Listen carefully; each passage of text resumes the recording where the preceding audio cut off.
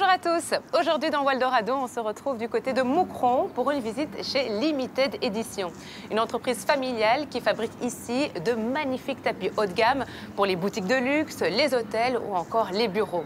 Depuis plus de 30 ans, Katia De Witt et ses équipes cartonnent dans le difficile secteur de la production textile. Comment font-ils? Eh bien, c'est ce qu'on va découvrir ensemble.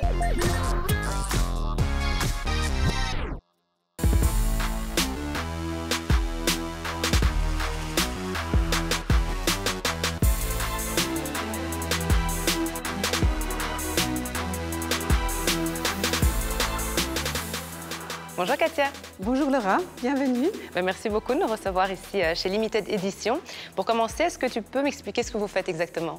Alors nous produisons des tapis en Wallonie, ici à Moucron. Ce sont des tapis uniques, faits sur mesure pour les clients. On le tisse, on peut le tufter, on fait aussi beaucoup d'assemblage. Il y a beaucoup de petites mains qui travaillent ici dans l'usine, à qui on a appris à faire les différentes techniques au fur et à mesure. Alors la société Limited Edition existe depuis plus de 30 ans. 34 ans. 34 ans oui. exactement, voilà. Comment tout a commencé? Comment tu as décidé de te lancer dans l'univers du tapis? Mais en fait, j'ai toujours aimé le textile, les couleurs, les fils, les matières. Donc je bricolais beaucoup à la maison. Okay. Et en fait, bon, j'ai fait des études d'économie, mais ma passion pour le textile est restée. Et donc, à un moment donné, voilà, j'ai décidé de me lancer dans la production de tapis. À l'époque, c'était des tapis avec des bords. Donc, j'avais créé une collection de bords pour tapis, pour des tapis en sisal, en laine. Et bon, ça a tout de suite été un succès. Et puis, mon frère et mon mari m'ont rejoint un petit peu plus tard, quand la société avait déjà grandi. Et on a acheté petit à petit des petites sociétés qui faisaient toujours des choses très spéciales dans le monde du textile. Alors ça, c'est pour la partie tapis, mais vous travaillez également le vinyle avec la société De Tech 2. Est-ce que tu peux m'en dire plus? Oui, De Tech 2, en fait, c'est venu d'une idée de mon frère qui était revenu des États-Unis avec un fil en vinyle. À ce moment-là, on ne connaissait pas du tout le fil et c'était un fil très peu souple. Et on a commencé à essayer de le tisser. Ça nous a pris longtemps à mettre ça au point, mais voilà, on a réussi. Et on a réussi à produire un produit qui s'adresse plutôt au marché du contrat, c'est-à-dire les grands hôtels, des musées. Et donc, ce sont des dalles qui sont modulables, qui ont vraiment une propriété acoustique, qui sont faciles à nettoyer, mais aussi recyclables. Et ça, pour nous, c'est un nouveau thème et c'est très important pour les architectes à qui on s'adresse. Et en termes de chiffres, que représentent les deux sociétés? En fait, les deux sociétés, le groupe ensemble, fait environ 40 millions de chiffre d'affaires pour un petit 200 personnes. C'est quand même pas mal, hein? Oui, c'est pas mal. On a bien évolué, voilà. Non, mais c'est chouette à voir. Merci beaucoup, Katia. On va se retrouver de toute façon en fin d'émission, accompagnée de ta fille. D'accord. Et tout à l'heure. Merci.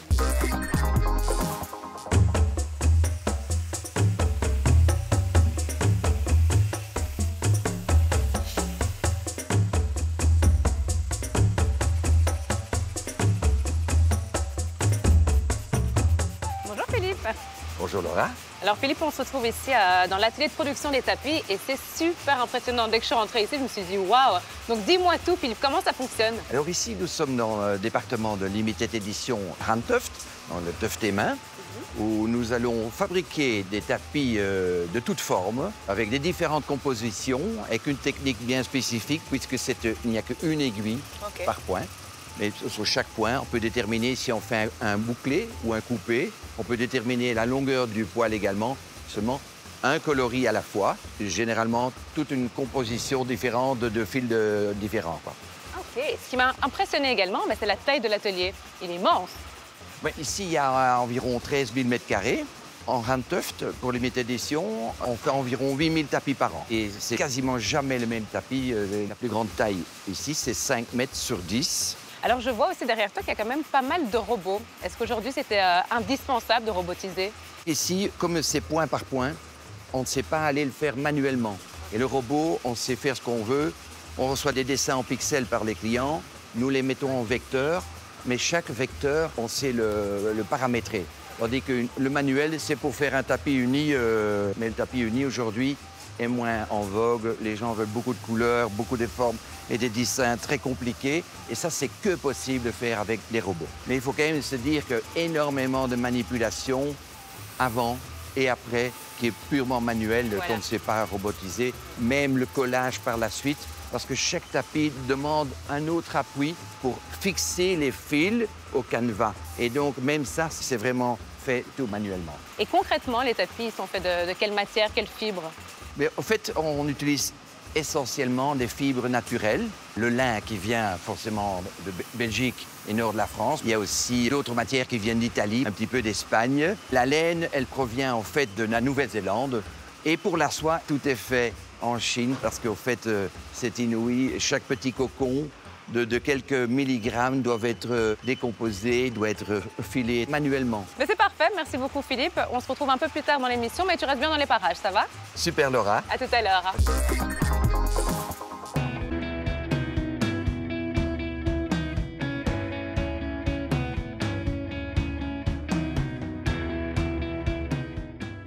Bonjour Laurane. Bonjour Laura. Je vois que tu n'es pas venue seule. Non, je suis enceinte et c'est pour dans 2 semaines, donc voilà. Mais c'est très chouette, c'est trop mignon. Alors Laurane, tu t'occupes de la partie commerciale Oui, de chez en Limited effet. Édition. En quoi consiste ton job? En fait, moi, je suis déléguée commerciale pour Limited Édition et je m'occupe de la partie Bruxelles, Wallonie et le Luxembourg. À côté de ceci, je fais aussi toutes les formations en interne et en externe, donc pour nos agents qui nous représentent dans les autres pays. Vous avez combien de référents? J'imagine pas mal. Oui, pas mal, ça c'est vrai. Donc en fait, on a environ un peu plus de 300 références chez Limited Édition. Après, le client final peut choisir tout ce qu'il veut. Donc à lui de choisir la couleur du tapis, les dimensions, les formes, les dessins.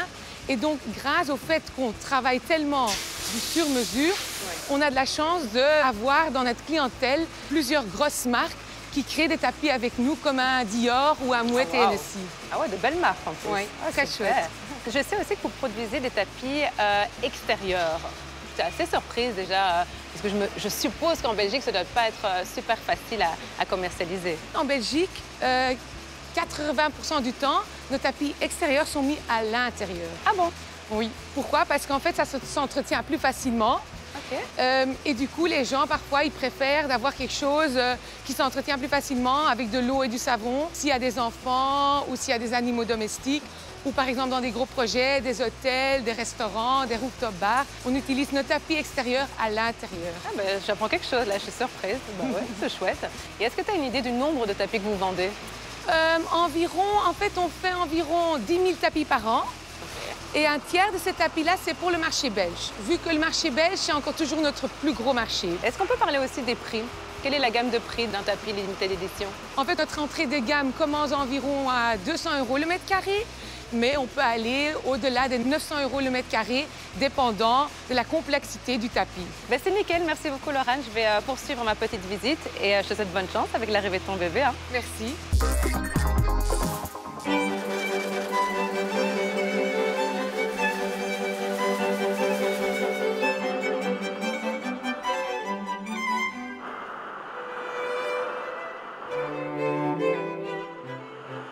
Bonjour David. Bonjour Laura. Alors David, changement de décor, on se retrouve chez 2Tech2 et c'est vrai que c'est fort bruyant. Hein? Oui, exactement. C'est parce qu'ici, on se trouve vraiment au cœur de la fabrication, où se passe l'action, où on fabrique en fait notre produit de revêtement de A à Z. À qui s'adresse ce genre de revêtement? Ce qui est intéressant à ce revêtement, c'est tout d'abord l'atout acoustique dans les espaces bureautiques, hôteliers, les couloirs, les chambres et aussi partiellement dans la partie médicale. Et concrètement, comment est-ce qu'on produit ce vinyle? En fait, on commence avec un PVC. Aujourd'hui, c'est un PVC bio-basé. Et après, on fond ce PVC autour d'un fil de fibre en verre. Après, ces fils, ils sont mis ensemble et on les met sur notre métier, qui font ensemble le tissu, donc la partie visuelle de notre produit. Après, on met une couche PVC, qui est un mix de PVC et de fibres de verre, pour le poids et la stabilité de notre produit. Et pour finir, on rajoute en fait notre couche acoustique, qui est super important, parce qu'on veut en fait réduire avec tout et tout les bruits de marche et les bruits d'impact en fait dans les différents espaces. Quels sont les atouts au-delà de l'acoustique? Ça commence avec le dessin, parce qu'aujourd'hui, on a une palette de plus de 100 références dans notre gamme. On a en fait la fonctionnalité, la facilité d'entretien, la garantie de 15 ans Après, on a la durabilité et après, on a aussi la modularité parce qu'en changeant les dalles, on peut faire du zoning ou changer des dalles au cas où il y a des soucis avec les dalles. Et en termes de chiffres, qu'est-ce que tu peux nous dire? En termes de chiffres, bon, aujourd'hui, on fait entre 700 et 800 000 mètres carrés de dalles produites. Ah ouais, c'est énorme, non? Oui, c'est énorme. Alors, tu me parlais aussi de la durabilité. Il me semble aussi que vous avez un nouveau projet qui va dans ce sens, non? Oui, exactement. Pas loin d'ici, on a investi dans une usine de recyclage dont on est très fiers. Et en fait, à nous, ça va nous permettre de réutiliser les dalles et les produits nouveaux dans notre produit. Super, merci beaucoup David. Je vais aller retrouver Philippe qui va m'en parler plus. Merci bien Laura. Salut, merci. Hello Philippe. Bonjour Laura. Oh là là, c'est impressionnant. Donc c'est ici qu'on recycle tout? Oui, en fait, c'est notre unité de recyclage, la société Plascopette. Et en fait, ici, on va aller recycler les déchets de production. Et donc, il y a deux unités bien distinctes. Une pour tout ce qui est fort dur. Nous allons broyer ça ici 2 fois pour ensuite agglomérer le produit en fondant pour terminer en fabriquant des pellets. Ah ouais. Des pellets qui vont servir de nouveau comme produit de base pour notre futur produit. Il y a une autre unité qui travaille plutôt tout ce qui est des déchets de confection, les gens qui fabriquent des stores, les transats, les parasols, etc. Tous les confectionneurs sont dans le coin ici. Nos propres films. Ceci, c'est trop léger pour mettre dans des grosses machines et c'est dans une autre machine plus spécifique. Nous allons faire le même procédé pour terminer en granulé qui est le produit de base.